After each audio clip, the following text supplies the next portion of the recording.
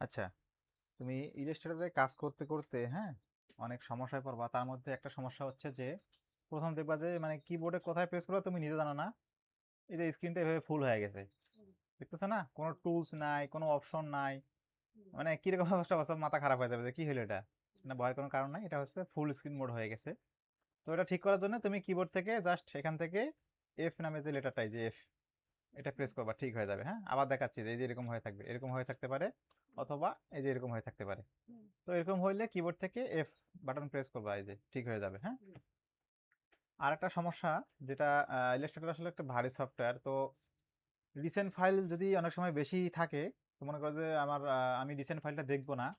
তো রিসেন্ট ফাইলটা অফ করার জন্য একটা সেটিংস আছে। রিসেন্ট ফাইলটা কি, যখন ইলাস্ট্রেটরটা প্রথম ওপেন করো, হ্যাঁ, এখান থেকে ডানে অনেকগুলো অপশন থাকে, যে রিসেন্ট ফাইলস। তো এটা বন্ধ করার জন্য এখান থেকে এডিটে যাওয়া, এডিট থেকে প্রেফারেন্স, প্রেফারেন্স থেকে এই যে ফাইল হ্যান্ডলিং, দেখো এই যে এখানে ফাইল, এখানে ক্লিক করবা। ক্লিক করার পরে এই যে এখানে যে অপশনটা দেখতে পাচ্ছ, number of recent files to display 0 to 30, এখান থেকে ভ্যালুটা 0 করে দিবা। হ্যাঁ, দেওয়ার পর এখান থেকে এই যে ওকেতে প্রেস করবা, তাহলে আর রিসেন্ট ফাইলটা দেখতে পাবা না।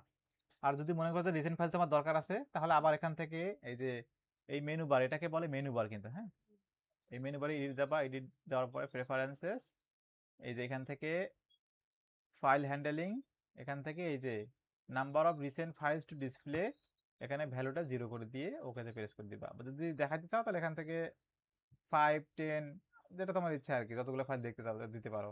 30-এর মধ্যে থাকতে হবে, 0 থেকে 30 এখানে বলা আছে। তো ওকে। আর একটা সমস্যা হচ্ছে যে এই যে এখানে এটাকে তো বলা হয় মেনু বার, তাই না? এটাকে বলা হয় টুল বার। এখান এটা এটা এটা কিন্তু একটা সাব টুল বার। এখান থেকে এই যে বিভিন্ন টুলের, যখন বিভিন্ন টুল নিবা এখানে কিন্তু অপশনগুলো চেঞ্জ হবে। হ্যাঁ, তো এই এই টুল বার গুলা, এই যে এই টুল বার, বামে যে লেফট টুল বার, রাইট, এটাকে প্যানেল টুল বার বলা হয়, বা রাইট টুল বার বলা হয়। এই যেখানে, এই যেখানে দেখো এখানে। হ্যাঁ, তো এগুলা চাইতেছে যে তুমি এই যেখান থেকে মিনিমাইজ করতে পারবা, আবার ফুল করতে পারবা। তো চাইতেছে এগুলো টুলস বার আমার দরকার নাই, বা এইটারও দরকার নাই। যদি পুরা টুল বার তোমার প্রয়োজন না হয়, তাহলে কিবোর্ডের ট্যাব বাটন প্রেস করবা। এই দেখো, ট্যাব বাটন প্রেস করা হইলে, বা অনেক সময় তোমার ফাইলটা তুমি তোমার অজান্তে এরকম হইতে পারে যে কোন টুলস নাই, তোমার তো মাথা খারাপ হয়ে যাবে যে কি টুল কই গেল, হারাই গেল। তো এখান থেকে কিবোর্ড থেকে ট্যাব প্রেস করবা, আগের অবস্থায় ফিরে আসবে। হ্যাঁ, আর যদি মনে করো না শুধু আমি এই যে রাইট সাইডে যে প্যানেল টুলবারটা আছে, এইটাকে শুধু আমি, আমার দরকার নাই, তো এটাকে রিমুভ করার জন্য শিফট আর ট্যাব, শিফট এবং ট্যাব এই দুটো প্রেস করবা, যে এটা হাইড হয়ে যাবে। হ্যাঁ, যদি এটা আবার আনতে চাও তাহলে আবার শিফট ট্যাব প্রেস করবা, এটা চলে আসবে।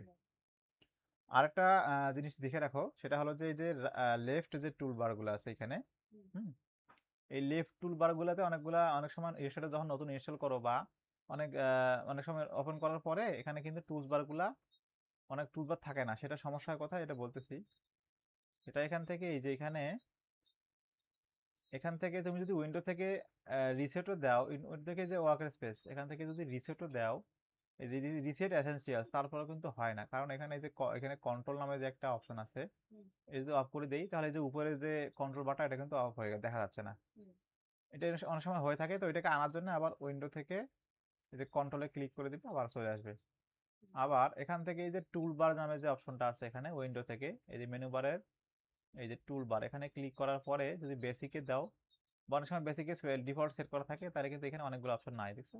এই যে, তো এটাকে আনার জন্য উইন্ডো থেকে টুল বার থেকে এরপরে অ্যাডভান্সে সিলেক্ট করতে হবে, তারপরে এই যে টুল বার গুলো চলে আসছে।